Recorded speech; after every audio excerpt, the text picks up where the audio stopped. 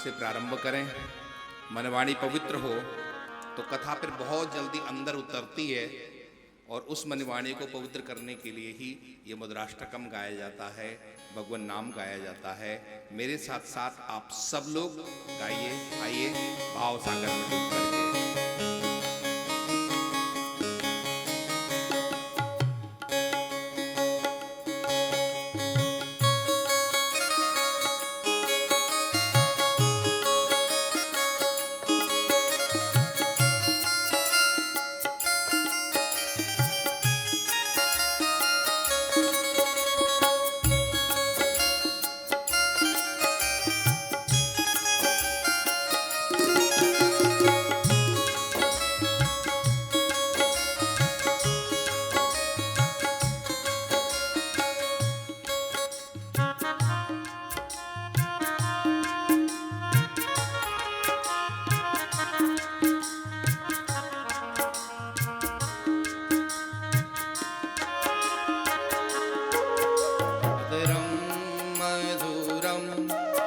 वदनं मधुरम् अधरं मधुरम् वदनं मधुरम् नयनं मधुरम् हसितं मधुरम् नयनं मधुरम् हसितं मधुरम् हृदयं मधुरम् गमनं मधुरं हृदयं मधुरं गमनं मधुरं मधुराधिपते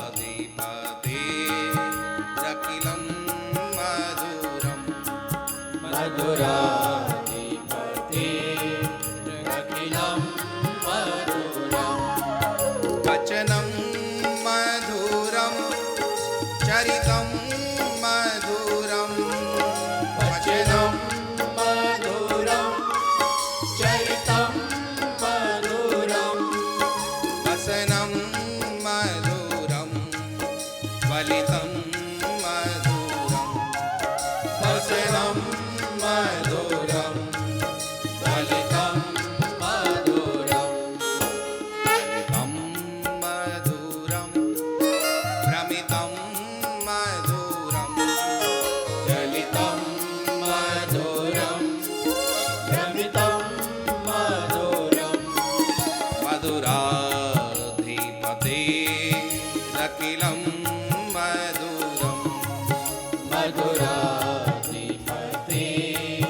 रखिलं मधुरं वेणुर्मधुरो वेणुर्मधुरः वेणुर्मधुरो वेणुर्मधुरः पाणिर्मधुरः पादो मधुरो पाणिर्मधुरः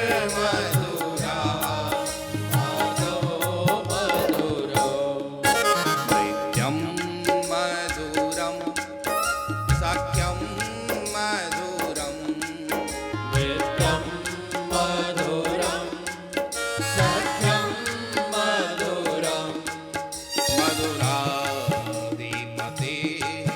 रखिलं मधुरं मधुराधिपते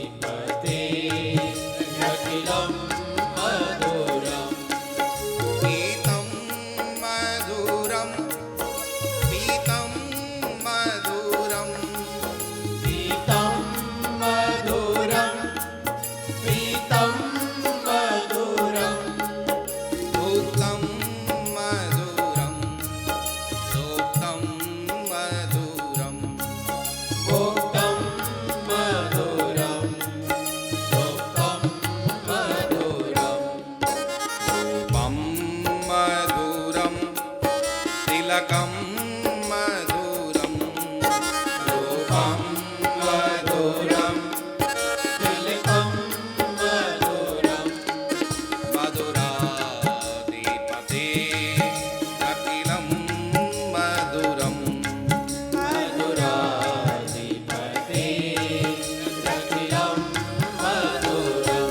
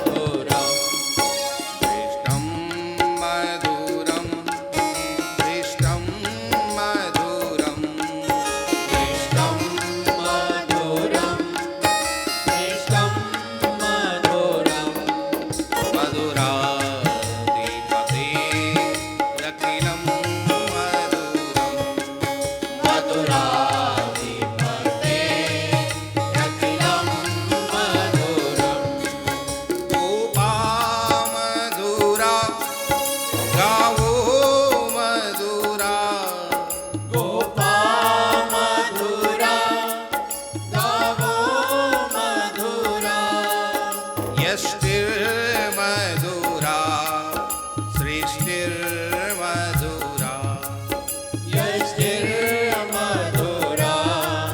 सृष्टिर्मधुरा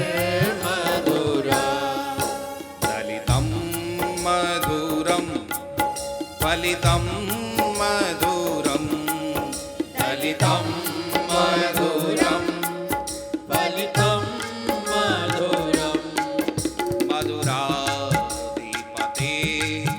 रखिलं मधुरं मधुराधिपते रखिलं मधुरं मधुराधिपते रखिलं मधुरं मधुराधिपते रखिलं मधुरं मधुराधिपते रखिलं मधुरं मधुराधिपते रखिलं मधुरं नारायण नारायण श्रीमन्नारायण नारायण नारायण नारायण श्रीमन्नारायण नारायण नारायण सतगुरु नारायण सतगुरु नारायण सतगुरु नारायण सतगुरु नारायण सतगुरु नारायण सतगुरु नारायण नारायण नारायण श्रीमन्नारायण नारायण नारायण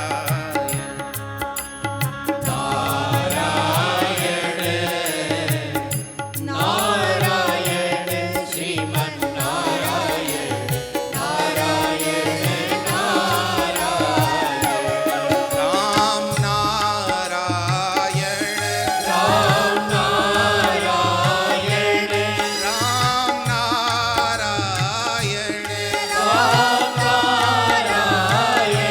राम नारायण राम नारायण नारायण नारायण श्रीमन्नारायण नारायण नारायण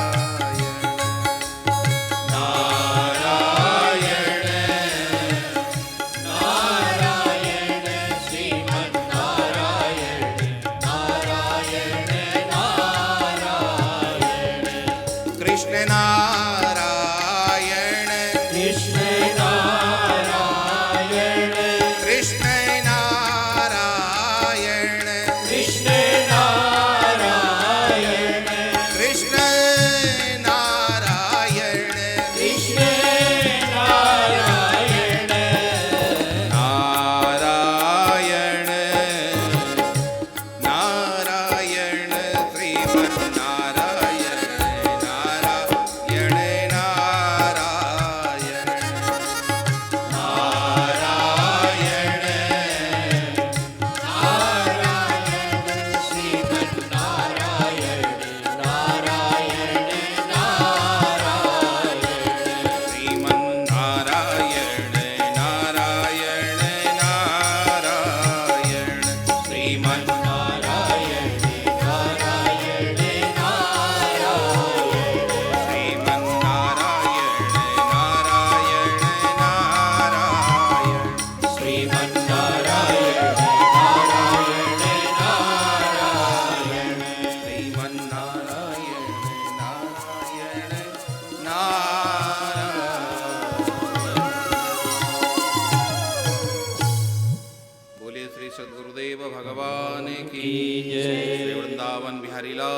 की जय। भागवत महापुराण की जय। श्री हनुमंतलाल जी महाराज की जय। श्री सुखदेव जी महाराज की जय। स्थान देवता की जय। सभी संत महापुरुषों की जय। सभी भगवत भक्तों की जय। ओम नमः पार्वती पते हर हर महादेव।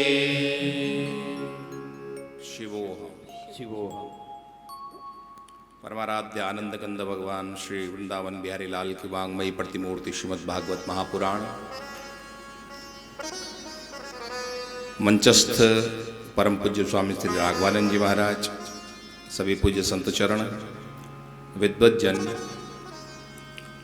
सज्जनों, मातृशक्ति एवं इस दिव्य अनुष्ठान के आयोजक श्रीमती कनकलता, श्री प्रेमचंद जी गोयल, श्रीमती कृष्णा, श्री विजय जी गोयल, समस्त गोयल परिवार,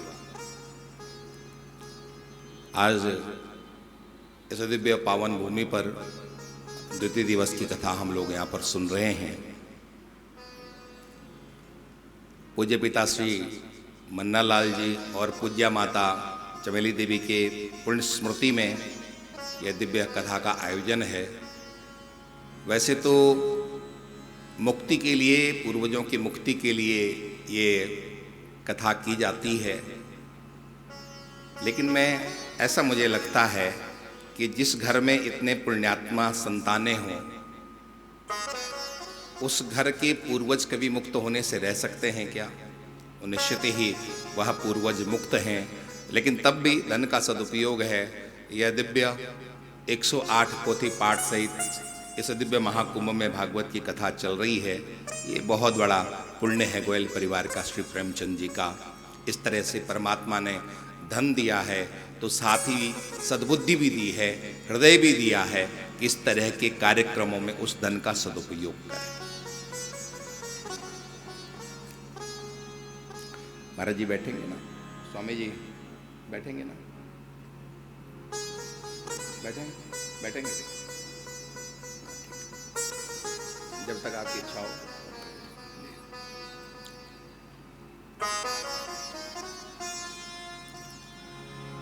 कल हम लोगों ने भागवत जी का कुछ महात्म्य सुना था। कथा में सीधी सीधी कर दूं तो उससे काम बनने वाला नहीं है। ये कथाएं कहती क्या हैं, ये महत्वपूर्ण है। वही हमारे काम को, वही हमारा काम करेगा। वैद्य, डॉक्टर आपको दवा देता है, उन दवाओं के नाम को पढ़ने से आपके रोग जाने वाले नहीं, उस दवा को खाने से आपका रोग जाने वाला है। तो ये कथाएं आपको क्या खिला रही है, कथा कहना क्या चाहती हैं, उस ओर विशेष ध्यान रहता है और उसको समझते हुए हम लोग इस कथा गंगा में आगे बढ़ेंगे। भागवत जी का पहला श्लोक है, जन्म से भागवत जी का पहला श्लोक, जन्म शब्द वहां पर है और आपका प्रारंभ भी जन्म से ही है। प्रेमचंद जी गोयल कब से हैं? जन्म से हैं। निर्मल गुप्ता जी कब से हैं? जन्म से हैं। हमारे राजेश जी कब से हैं? जन्म से हैं। भैया ब्रज जी कब से हैं? जन्म से। हमारा प्रारंभ कब से है? जन्म से है ना। भागवत जी का प्रारंभ भी जन्म शब्द से शुरू है। जन्माद्यश्यतः, यह वेदांत सूत्र है, ब्रह्म सूत्र है। ये जन्माद्यश्य, जन्म शब्द से प्रारंभ है। और अंतिम श्लोक का अंतिम वहां शब्द है, तम नमामि हरिम परम। आपका जन्म किस लिए हुआ है? औरों के लिए भी हुआ है आपका जन्म, लेकिन आपका जन्म परमात्मा की शरण में पहुंचने के लिए हुआ है। यह भागवत का सिद्धांत है। मूल रूप से आपको भागवत यदि मैं एक लाइन में सुनाऊं, एक लाइन में भागवत जी की व्याख्या करूं, आपका जन्म प्रारंभ हुआ है, वो आपके अधिकार में नहीं था, लेकिन आपकी मृत्यु आपके अधिकार में है। आपकी मृत्यु का क्या परिणाम होना है वो आपके अधिकार में है। जन्म लेना आपके अधिकार में नहीं था। क्या आपने वहां अर्जी दी थी कि मैं इस घर में जन्म लूं? होता ही है, संभव है। आना बोलते जाओ, पता चले कथा सुन रहे हो कि नहीं सुन रहे हो। जन्म लेना हमारे हाथ में नहीं था। कहाँ जन्म हो रहा है, कैसे जन्म हो रहा है, किस परिस्थितियों में जन्म हो रहा है, वो हमारे हाथ में नहीं था। लेकिन हम कैसे यहां से जाएं, वो हमारे हाथ में है।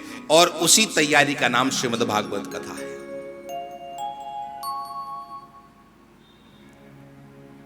भागवत में हमारा मन क्यों नहीं लगता है, इन कथाओं में हमारा मन क्यों नहीं लगता है? पिक्चर हॉल में बैठ करके 3 घंटा कहां चला गया पता नहीं चलता है। नेट देखते हुए पूरी रात कहां चली जाती पता नहीं चलता है। ताश खेलते हुए पूरी रात चली जाती का पता नहीं चलता है। और यहां पर हमें 3 घंटे पार करना बहुत मुश्किल पड़ते हैं। जानते क्यों? बाबा तुलसी ने उसका कारण बताया है। बहुत सुंदर बाबा तुलसी ने लिखा है, तुलसी पिछले पाप से हरि चर्चा न सुहाय। ये हमारे लिए औषधि है। आप लोगों ने अनुभव किया होगा, जब हमारे शरीर में रोग होता है तो हमारे को वही खाने का मन करता है जिससे हमारा रोग और बढ़े। होता है कि नहीं? ऐसा होता? उसको कुपथ्य, आयुर्वेद उसको कुपथ्य कहता है। मरीज कुपथ्य खाने की ओर बढ़ता है। ठीक उसी तरह से हम भी उस कुपथ्य की ओर चलते हैं। और ये सुपथ्य है, ये हमारे लिए दवा है। लेकिन इस ओर जाने का हमारा मन करता नहीं है। क्यों? पाप से। आप यहां पर आओ और यहां पर आते ही आपके पाप भाग जाते हैं, छूमंतर हो जाते हैं। क्यों? क्योंकि भागवत कहती है ये सिंह की गर्जना है। और ये भागवत के महात्म्य में ही लिखा है कि जिस तरह से सिंह की गर्जना होने से छोटे मोटे जीव जंतु भाग खड़े होते हैं, उस सिंह के सामने नहीं रहते हैं, ठीक उसी तरह से जब भागवत जी की गर्जना होती है तो फिर आपके पाप ठहरते नहीं हैं। तो करना क्या है? करना ये है कि जिस समय ठीक 3 बजे आप बज जाए, आपको कथा मंडप पर आ जाना है। इतना ही करना है। बाकी का आगे का काम भागवत करेगी। आगे का काम भागवत जी का है। भागवत जी के प्रथम श्लोक का जो छंद है वो शार्दूल विक्रीडित छंद में लिखा है। और शार्दूल विक्रीडित का मतलब है सिंह की गर्जना। ये सिंह की गर्जना है। और जब सिंह की गर्जना होती है तो सब भाग जाते हैं। तो फिर क्या पाप नहीं भगेंगे? ये भागवत रूपी सिंह जब गरजेगा तो फिर पाप आपके रहने जाएंगे। इसलिए नित्य निरंतर सदा से व्या श्रीमद् भागवती इस कथा को सुनते हो। ये जन्म से लेकर के और परमात्मा के चरणों में पहुंचाने वाली आपको कथा है। ये सद्य फल देने वाली ये कथा है। इस कलिकाल में अन्य साधन आपको इतनी जल्दी ठाकुर के चरणों में नहीं ले जाके जाएंगे जितनी जल्दी ये लेके जाती है। लेकिन कुछ आपको भी अपनी तरफ से करना पड़ेगा। आपको अपनी तरफ से ये करना पड़ेगा कि आपको जागृत रहते हुए कथा सुननी पड़ेगी। श्री प्रेमचंद जी गोयल के प्रेरणा से मैं देखता हूं बहुत से लोग आकर के कथा में बैठते हैं। शायद अन्य जगह कथा में नहीं बैठते होंगे। केवल प्रेम भैया की ऐसी हिम्मत है कि उनको कथा में बैठा के रखा प्रेम भैया ने। लेकिन पहली कथा, दूसरी कथा, तीसरी, जो जो कथाएं आगे बढ़ती चली गई हैं, त्यों त्यों उस कथा में रस आया है कि नहीं आया है? आया होगा, निश्चित आया होगा।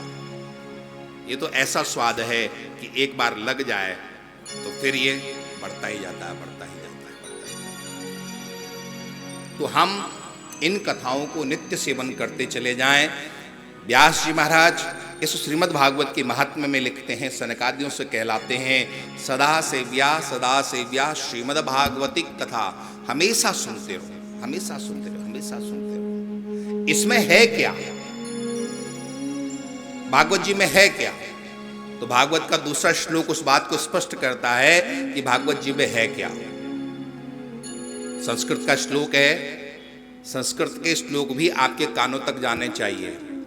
भले आपको समझ में न आते हों, लेकिन वो बहुत काम करते हैं। दवा आपको समझ में नहीं आती है, लेकिन अंदर जाती है तो काम करती है कि नहीं करती है? दवा को डॉक्टर समझता है, आप दवा को समझते हो? नहीं समझते हो, लेकिन काम करती कि नहीं करती है। ठीक उसी तरह से जो संस्कृत जानते हैं वो इसके अर्थ को समझ सकते हैं, लेकिन बिना समझे भी ये श्लोक यदि आपके कानों में जाते हैं तो फिर अंदर काम करते ही करते हैं। तो श्लोक बहुत सुंदर है, सुनिए आप लोग।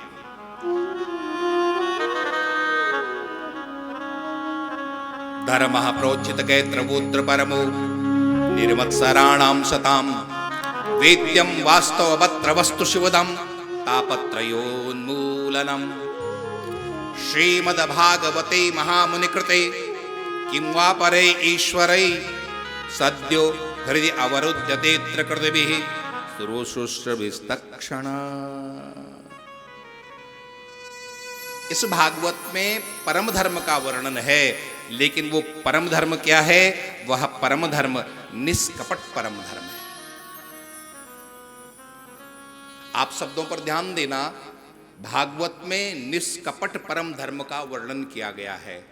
तो क्या कपट वाला भी धर्म होता है? प्रश्न होगा, क्या कपट वाला भी धर्म होता है? हाँ होता है। कहां होता है? आप सब लोगों के मध्य ही कपट वाला ही धर्म होता है। पहले तो कपट की व्याख्या सुनो। कपट किसको कहते हैं? आप सब लोग जानते हैं ना कपट किसको कहते हैं? मुंह से कुछ और कहा जा रहा है और उसका मंतव्य कुछ और होता है, इसी को तो कपट कहते हैं। ठीक उसी तरह से हम भी जो धर्म का आचरण करते हैं वह कपट का धर्म है।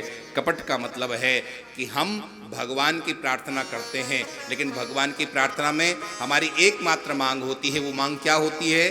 सुख संपत्ति घर आवे, कष्ट मिटे।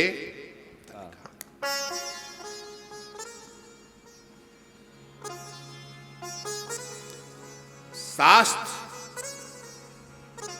इस बात को सिद्ध करते, इस बात को बहुत जोर दे करके कहते हैं, अपने स्वार्थ के लिए किया हुआ धर्म भी अधर्म है और परमार्थ के लिए दी हुई गाली भी धर्म है। ये बात आप थोड़ा बहुत स्पष्टता से समझना। अपने स्वार्थ के लिए किया गया धर्म भी अधर्म है और परमार्थ के लिए दी हुई गाली भी धर्म है। हमारे यहाँ पूर्व काल में संत लोग बहुत गाली दिया करते थे। अखाड़ों में, विशेष करके प्रेम भैया, अखाड़ों में ये परंपरा थी, नागा साधु इत्यादि जो जाए तो बिना गाली के बात नहीं करते थे, लेकिन वो गाली भी आपका कल्याण करती थी। क्यों महाराज, जैसी बात है कि नहीं है स्वामी राघवानंद जी महाराज? है ना? साधु लोग पुरानी बातें हैं, अब तो खैर वो चीजें नहीं रह गई। वो गाली भी आपका कल्याण करती है। तो परमार्थ के लिए दी गई, क्योंकि वो साधु आपका कल्याण करता है, आपके कल्याण के लिए वो जो कुछ भी कह रहा है आपका कल्याण, वहां गाली भी वह धर्म है और स्वार्थ के लिए किया गया धर्म भी। और आप जब स्वार्थ की भक्ति करते हो, पूरा का पूरा जीवन स्वार्थमय है, पूरा का पूरा जीवन कपटमय है, तो आपके आगे आने वाली परिवार भी वो भी उसी में घूमते रहते हैं। बच्चे भी आपसे ही सीखते हैं ना। एक आदमी अपने दोस्त से मिलने के लिए उसके घर पे गया।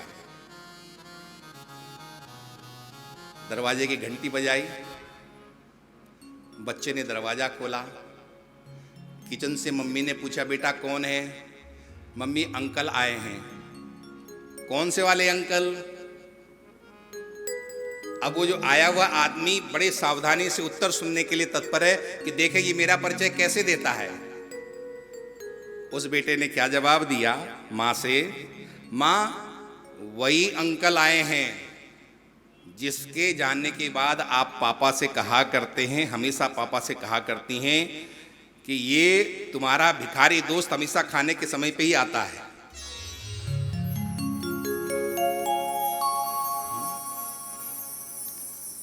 ये तुम्हारा भिखारी दोस्त हमेशा खाने के समय पे आता है, भुक्कड़ कहीं का, मना करता जाता है तब भी ठूसता चला जाता है।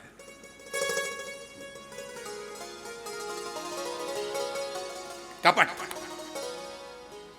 इस भागवत में ऐसा कपट धर्म नहीं है, इस भागवत में निष्कपट धर्म का वर्णन है।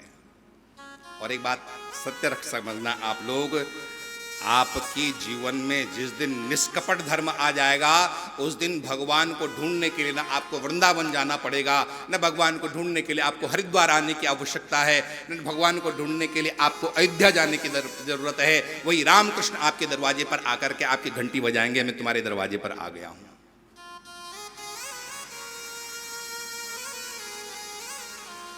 धर्म प्रोज्झित कैत्रवोत्र परमो निर्मत्सराणाम सताम। यहां पर उस परम धर्म का वर्णन है जो परम धर्म निष्कपट है।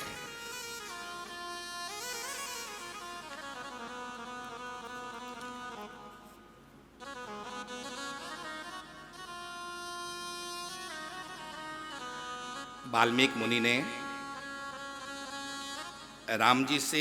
राम जी ने पूछा था वाल्मीकि मुनि से कि मैं कहाँ रहूं, किसके पास रहूं। तो वाल्मीकि मुनि ने बहुत सुंदर जवाब दिया, आप हम सब लोग भगवान को ढूंढ रहे हैं, और भगवान किसको ढूंढ रहे हैं ये देखो। ऐसा नहीं कि केवल आप भगवान को ढूंढ रहे हैं, भगवान भी योग्य व्यक्ति को ढूंढ रहे हैं। भगवान किसको ढूंढ रहे हैं? आप भगवान को ढूंढ रहे हैं और भगवान भी आपको ढूंढ रहे हैं। लेकिन कौन आप वाले आप नहीं, एक दूसरे वाले आप चाहिए। कौन से वाले? तो वाल्मीकि मुनि ने वहां पर कहा था, जाहि न चाहिए कबहु कछु। शब्दों को सुनिए थोड़ा सा। जाहि न चाहिए कबहु कछु, तुम सन सहज स्नेह। बसहु निरंतर तासुर, सुराउर निजगे। भगवान जिसको आपसे कुछ भी नहीं चाहिए, बल्कि आपसे आप चाहिए, उसके हृदय में आप बसना।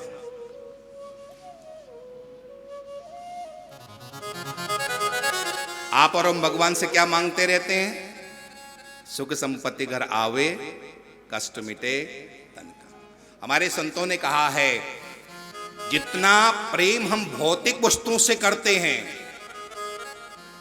जितना प्रेम हम भौतिक वस्तुओं से करते हैं, उसका 1% भी परमात्मा से करने लग जाए, बात बन जाए।